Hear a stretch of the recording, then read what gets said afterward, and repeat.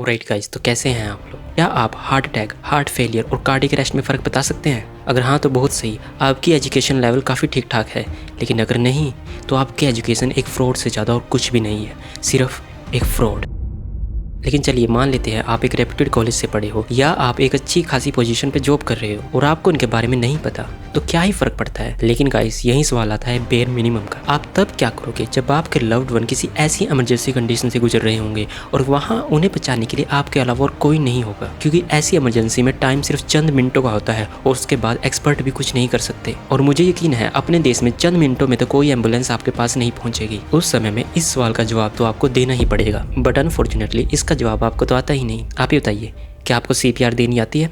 आपने इस बारे में कहीं सुना होगा या फिर कहीं देखा होगा, लेकिन क्या आप इसे खुद परफॉर्म कर सकते हैं? क्या आप किसी इमरजेंसी सिचुएशन में खुद से CPR किसी पेशेंट को दे पाओगे? मुझे यकीन है 80% से ज़्यादा लोगों का जवाब ना ही होगा। तो आखिरी सवाल है कि इसका जिम्मेदार किसे ठहराया जाए, आपको, आपके पेरेंट्स को या फिर इस समाज को?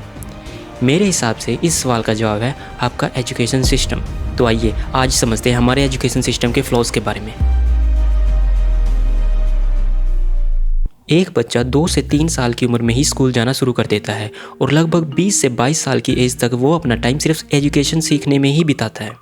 इतना टाइम सिर्फ वो ये एजुकेट होने में बिता देता है कि लाइफ में कैसे सर्वाइव करना है। मतलब 60 से 100 साल की ज़िंदगी में आप अपना 1/4 टाइम सिर्फ इसलिए बिता देते हो कि आपको आपकी 1/3 लाइफ कैसे जीनी है। और फाइनली जब आप अपनी इस ज़िंदगी में एंटर करते हो तो आपको पता चलता है कि जो आपने सीखा वो किसी काम का ही नहीं है। इंग्लिश का एक वर्ड है बेयर मिनिमम। इसका मतलब है कि किसी चीज़ का कम से कम किसी के पास होना। बेयर मिनिमम एक स्टैंडर्ड की तरह फॉलो होता है कि इतना तो आपके पास होना ही चाहिए। समाज में खुशी के लिए बेयर मिनिमम है एक अच्छी फैमिली, शादी के लिए बेयर मिनिमम है 1 lakh per month salary, job के लिए बेयर मिनिमम है डिग्री और स्किल सेट, डिग्री में एडमिशन के लिए बेयर मिनिमम है कुछ सालों की एजुकेशन और फिर आपका एंट्रेंस एग्जाम की क्लियरेंस और ऊपर से लाखों की फीस का खर्चा। पर आपको बता दूं कि बेयर मिनिमम में कितना मिनिमम है उसमें भी जमीन आसमान का फर्क है। लेकिन वो कितना सही है कितना गलत, उसके बारे में तो एक लंबी डिबेट चल सकती है। लेकिन आज हम बात करने वाले हैं एजुकेशन सिस्टम के बेयर मिनिमम के बारे में। एक देश की तरक्की देखी जाती है उसके एजुकेशन सिस्टम से कि आने वाले टाइम में वो कैसा परफॉर्म करेगी। और हमारी कंट्री तो आने वाले टाइम में सबसे आगे निकलने वाली है, तो हमें तो आखिर पता होना ही चाहिए हमारे एजुकेशन सिस्टम के बेयर मिनिमम के बारे में।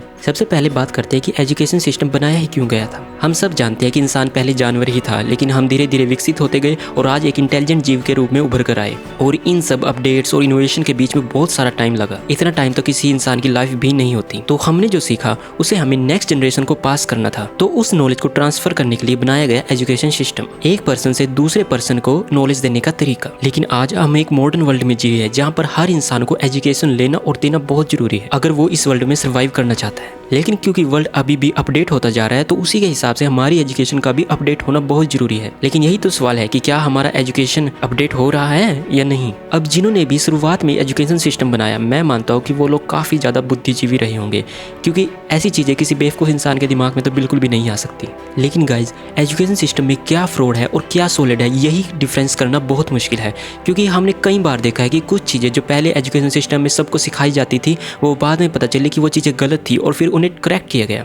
और इसी बात से पता चलता है गाइज कि फ्रॉड चीज़ों का ज़्यादा लंबा टाइम नहीं होता, वो सिर्फ टेम्परेरी होती है, लेकिन सॉलिड और रियल चीज़ें हमेशा लंबी चलती हैं। अब गाइज, आखिर फ्रॉड है क्या? फ्रॉड वो है जो आप असली में नहीं है, बस होने का एक दिखावा कर रहे हैं। एग्जाम्पल के लिए शिफू, इनके बारे में आज से 4 से 5 साल पहले आपने बहुत सुना होगा। ये उस टाइम एक बहुत ही अग्रेसिव वाले आर्मी पर्सन के नाम से जाने जाते थे।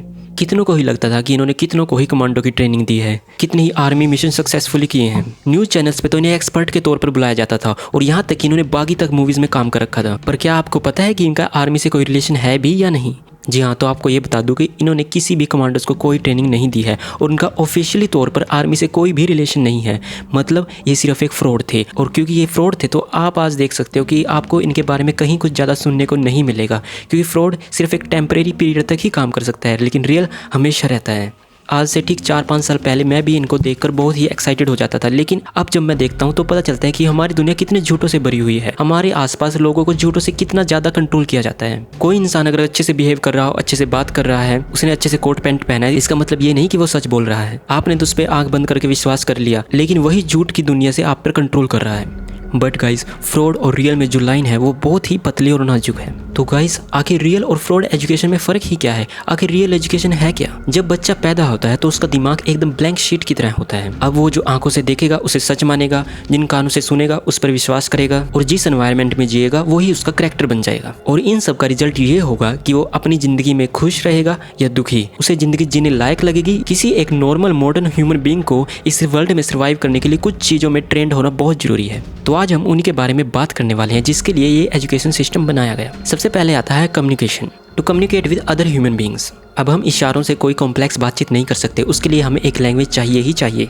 इसी वजह से लैंग्वेज सब्जेक्ट एजुकेशन में इंट्रोड्यूस कराए गए। प्लेस के हिसाब से आपकी लैंग्वेज अलग अलग हो सकती है। मैं हिंदी बोलता हूँ और it's a language subject in our school. और क्योंकि मेरा इन्वायरमेंट भी हिंदी वाला है तो मैंने स्कूल से पहले ही इस लैंग्वेज को सीख लिया था, भले ही मुझे लिखना ना आता हो। सेकंड लैंग्वेज थी इंग्लिश। जब ब्रिटिशर्स इंडिया आए तो उन्हें हमारे ऊपर कंट्रोल करने के लिए एक जो सबसे बड़ा बैरियर उनके बीच में था वो था कम्युनिकेशन। तो बजाय इसके कि वो हमारी लैंग्वेज सीखे, उन्होंने हम पे ही उनकी इंग्लिश लैंग्वेज थोप दी। और आप सब तो जानते ही हो हमारी हिस्ट्री के हिसाब से और हमारे लोगों के माइंडसेट के हिसाब से आज इंग्लिश लैंग्वेज सिर्फ एक लैंग्वेज नहीं बल्कि एक क्लास बन चुकी है। और अगर आपने हिंदी मीडियम मूवी देख रखी है तो आप जानते हैं कि मैं किस बारे में बात कर रहा हूँ। पर मैं कहना चाहता हूँ कि English is just a language, nothing more than that. अगर आप एक ऐसी एनवायरनमेंट में जी रहे हैं जहाँ हर कोई इंग्लिश बोलता है तो आपको उसे सीखने की जरूरत भी नहीं पड़ेगी, वो ईजिली ही आपके कैरेक्टर में आ जाएगी। लेकिन हमारे देश में इंग्लिश को एक स्टैंडर्ड की तरह ट्रीट किया जाता है। अगर कोई इंसान एक ऐसी जगह से आता है जहाँ पर English is not in the environment, so of course वो इंग्लिश में अच्छा नहीं होगा। पर अनफॉर्चुनेटली इस देश में वो हमारे मॉडर्न वर्ल्ड का हिस्सा नहीं बन सकता। चाइना, रशिया, जापान, फ्रांस, ये सब लोग अपनी ही लैंग्वेज यूज़ करते हैं। इंग्लिश वहाँ पर ना के बराबर है और वो हमसे कितना आगे हैं ये सब तो आप जानते ही होंगे कि वो टेक्नोलॉजी, एजुकेशन, फाइनेंस, मेडिकल हमसे कितने आगे हैं और हम कहाँ बिलोंग करते हैं। ये तो बात हो गई उन देशों की, लेकिन हमारे देश में इंग्लिश लैंग्वेज हिंदी से भी ज़्यादा जरूरी है। लेकिन चलिए मान लेते हैं कि इंग्लिश लैंग्वेज इतनी ही अगर हमारे देश में जरूरी है तो वो सबको आते क्यों नहीं? एक फर्स्ट स्टैंडर्ड के बच्चे के हाथों में इंग्लिश की बुक होती है और अगले 12 साल तक वो सिर्फ इंग्लिश बोलना ही सीखता है। लेकिन इस 12 सालों के एजुकेशन सिस्टम के अंदर भी हम उस बच्चे को इंग्लिश सिखाने में फेल हो जाते हैं। मैं उन टीचर से पूछना चाहता हूँ कि क्या वजह है इसकी। और यकीन मानिए अगर इंग्लिश लैंग्वेज से आपके स्टूडेंट्स की रूह तक काम जाती है तो आप उनके साथ ही बहुत बड़ा अन्याय कर रहे हैं। आप उन बच्चों के साथ क्या कर रहे हैं जिन्हें अभी तो उसकी वैल्यू नहीं पता, लेकिन जैसे ही वो स्कूल से निकल कर बाहर आएंगे सिर्फ इस लैंग्वेज की वजह से उनके अंदर सेल्फ डाउट, सेल्फ कॉन्फिडेंस की कमी, लॉस ऑफ पोटेंशियल और पता नहीं वो कितनी चीज़ों में पीछे रह जाएंगे सिर्फ एक लैंग्वेज के कारण। अगर वो अपनी ज़िंदगी में कुछ अच्छा कर सकते तो सिर्फ एक लैंग्वेज बैरियर के कारण वो वहीं रुक जाएंगे। और कई स्कूल्स में थर्ड लैंग्वेज रीजनल भी हो सकती है। जैसे मेरे स्कूल में थी संस्कृत, लेकिन मेरे को संस्कृत का ए भी नहीं आता। लेकिन मेरे ख्याल से इट डजेंट मैटर बिकॉज मैं संस्कृत में आगे पढ़ाई नहीं करने वाला हूँ और वो मॉडर्न वर्ल्ड में मेरे कोई काम नहीं आने वाली अनटिल कोई भी स्टूडेंट उसमें जाके कोई डीप स्टडी करने वाला है। सेकंड नंबर पे आता है फिजिकली फिट। क्या आप फिजिकली फिट हैं? आपने ये कितनी बार सुना होगा कि एक स्वस्थ शरीर के अंदर ही एक स्वस्थ दिमाग रह सकता है, क्योंकि अगर आप फिजिकली सही नहीं होगे तो आपका दिमाग भी किसी काम में नहीं लगेगा। लेकिन आप ही मुझे बताओ, आप अपने शरीर के बारे में कितना जानते हैं?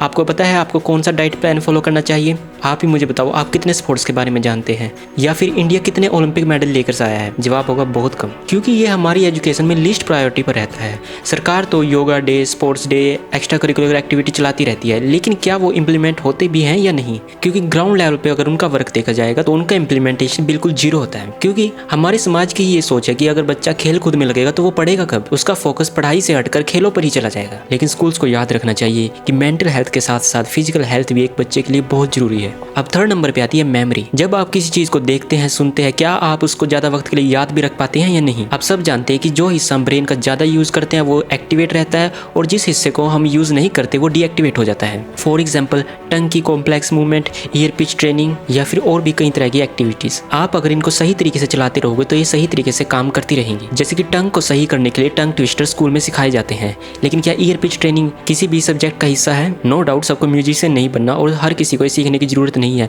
लेकिन मेरे पर्सनल ओपिनियन के हिसाब से हर बच्चे को इसके बारे में भी जरूर सिखाना चाहिए, क्योंकि आंखों के साथ साथ ईयर्स भी एक इंसान के शरीर का एक इंपॉर्टेंट पार्ट है। फॉर एग्जाम्पल चाइना की लैंग्वेज काफी पिच डिपेंडिंग होती है। सेम वर्ड को डिफरेंट पिच पे बोलने से उसका मतलब बदल जाता है, इसीलिए वहाँ के बच्चों के ईयर हमसे ज्यादा ट्रेंड होते हैं। अब बात करते हैं मेमोरी ट्रेंड करने के लिए, तो उसके लिए हमारे पास एक सब्जेक्ट आता है हिस्ट्री, जिसका मकसद सिर्फ इतना है कि बच्चे की मेमोरी पावर को ट्रेंड किया जा सके। आपने कुछ पढ़ा और उसको लंबे समय तक याद रखा। अगर सिंपल शब्दों में कहूँ तो इसे क्रैमिंग कहते हैं। हो सकता है आपको क्रैमिंग बैड लगे, बट एक लेवल तक ये सही भी है, क्योंकि इसी के कारण आपकी जो मेमोरी पार्ट है वो स्ट्रॉन्ग होते हैं और आपका ब्रेन कई सारी चीजों को ज्यादा लंबे वक्त तक याद रख सकता है। लेकिन मेमोरी ट्रेन करने के साथ साथ हम बहुत जरूरी चीजें भी बच्चों के अंदर डाल सकते हैं जो फ्यूचर में चलकर उनका कैरेक्टर बनाएगी। हम सब जानते हैं कि हमारी हिस्ट्री में मुगल्स और ब्रिटिशर्स विलन रहे हैं और गांधी जी और Bhagat Singh ji are our heroes, no doubt that's true. लेकिन जैसे ही आप पाकिस्तान की टेक्स्ट बुक खोलकर देखोगे तो आपको पता चलेगा कि उनकी टेक्स्ट बुक्स में हमें विलन दिखाया गया है और उसका रिजल्ट तो आपको इंटरनेट पे भर भर के देखने को मिलेगा। और वहीं दूसरी तरफ अगर आप ब्रिटिशर्स की टेक्स्ट बुक को जाकर पढ़ेंगे तो आपको पता चलेगा कि उन्हें दुनिया का मसीहा दिखाया गया है, कि कैसे उन्होंने दूसरे देशों में जाकर उन्हें कॉलोनाइज किया। वहाँ लोग जो खानाबदोश जैसी जिंदगी जी रहे थे उन्हें जाकर एक मॉडर्न ह्यूमन की तरह जीना सिखाया। फॉर एग्जाम्पल इंडिया को रेलवे दी, ऑस्ट्रेलिया में इनके ट्राइब के साथ बहुत अच्छे से व्यवहार किया। वेल गाइस, उन्होंने इस पूरी दुनिया में क्या किया ये सब तो आप जानते हो, बट मैं कहना चाहता हूँ कि बच्चे हर चीज को सच मान लेते हैं।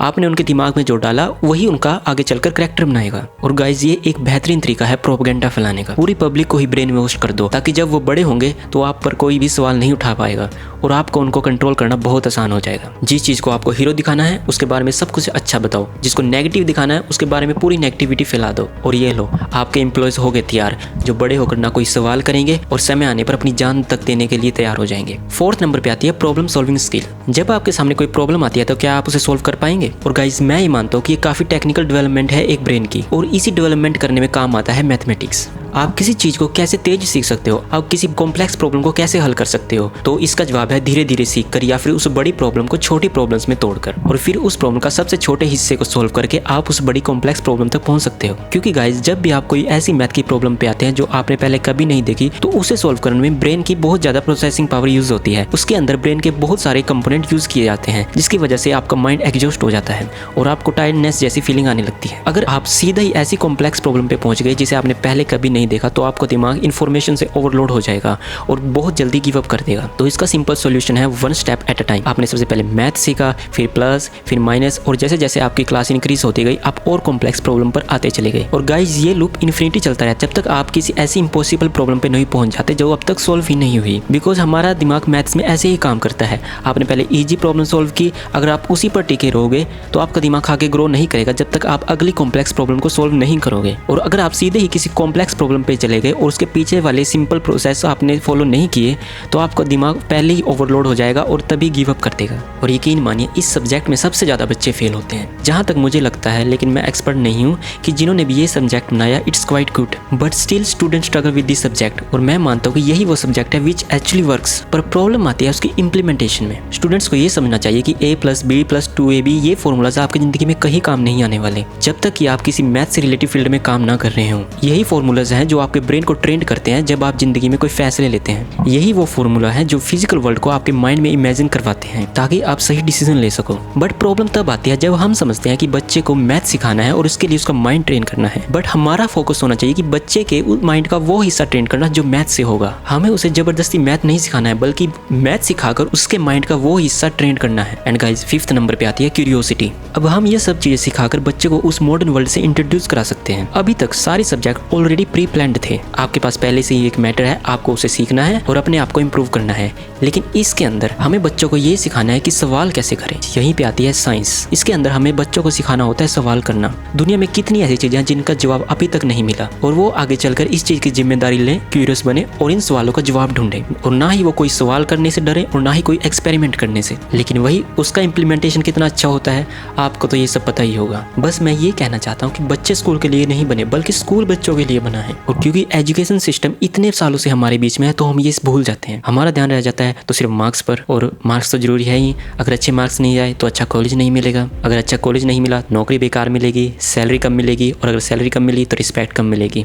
राइट। और गाइज, फिर हमें शादी भी तो करनी है और उसकी बेयर मिनिमम रिक्वायर्ड है 1 लाख पर मंथ। वैसे गाइज, क्या आपको पता है कि जितने स्विट्जरलैंड की पॉपुलेशन है उससे ज्यादा तो हमारे यहाँ डॉक्टर और इंजीनियर निकलते हैं, लेकिन इन्हीं फील्ड में वो देश हमसे कहीं आगे है। सुंदर पिचाई, सत्या नाडेला और भी कई लोग जो इंडियन हैं, जो बहुत ही ऊंची पोजीशन पर हैं, लेकिन आपको ये भी मानना होगा कि उनकी एजुकेशन भी इंडिया से नहीं हुई, उन्होंने भी बाहर पढ़ाई करी है। हमारे एजुकेशन सिस्टम में इतने फॉल्ट है कि अगर उन्हें सोल्व करने बैठे तो आने वाली 1 सेंचुरी तो कम से कम लगी जाएगी। पहले तो हमारी सरकार ही इसमें कुछ एक्शन नहीं करती, और अगर सरकार ने गलती से कोई एक्शन ले लिया तो नीचे वाले लोग उसे यूज में कभी नहीं लाते। लोग टीचर्स की काफी रिस्पेक्ट करते हैं, पर मेरे ख्याल से वो इतनी भी रिस्पेक्ट के लायक नहीं है। जिन लोगों ने भी अपनी ज़िंदगी में सच में कुछ किया है उन्होंने फॉर्मल एजुकेशन से तो वो बिल्कुल भी नहीं किया। एग्जाम्पल के लिए मैंने हरियाणा गवर्नमेंट का एक सेमिनार अटेंड किया था जो प्राइमरी स्कूल्स के टीचर्स के लिए मैंडेटरी था, और उस सेमिनार का एक सोल मकसद था कि कैसे रूरल एरिया के बच्चों को ये सिखाया जाए कि फिजिकल एजुकेशन हमारी ज़िंदगी में कितनी इंपॉर्टेंट है, विलेज की बाहर की दुनिया में कैसे एंटर करें, कैसे अपनी सोशल लाइफ को इम्प्रूव करें। पर यकीन मानिए जितने भी टीचर उस सेमिनार में आए उनमें से किसी एक ने भी उनकी बातों से एग्री नहीं किया, और जो भी बातें उन्होंने बच्चों को सिखाने के लिए बोली थी उसको उन्होंने साफ इनकार कर दिया। वहाँ पर टीचर खुद बच्चों जैसी हरकतें कर रहे थे।